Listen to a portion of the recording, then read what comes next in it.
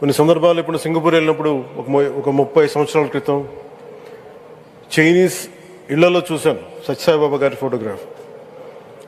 అలాగే ఒక Hollywood actor Steven Seagal అని చాలా సంవత్సరాల క్రితం, క్లోజ్ టు ఒక 20 సంవత్సరాల క్రితం అనుకుంటా, చిరంజీవి గారిని ప్రత్యేకించి అడిగి, మా అన్నయ్య చిరంజీవి గారిని ప్రత్యేకించి అడిగి నేను బాబా గారిని కలవాలి అని చెప్పి ఇక్కడ బెంగళూరులో ల్యాండ్ అయినా ఇక్కడ ఫ్లైట్కి ఆయనకు వచ్చి ఆశీర్వాదాలు తీసుకుని నాకు చాలా ఆశ్చర్యం కలిగేది.